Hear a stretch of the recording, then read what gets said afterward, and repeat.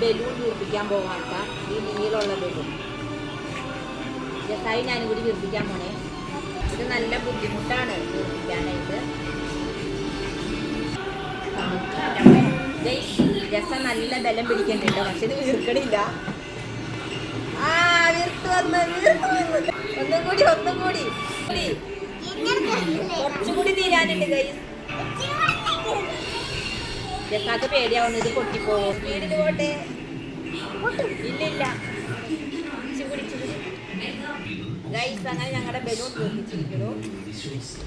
ജസാക്ക് നല്ല എനർജികളാണ്. എനർജികളിൽ നിന്നാണ് നമുക്കിത് കളയണോന്ന് ഗൈസ്. വിടാ മോനെ, വിടട്ടെ.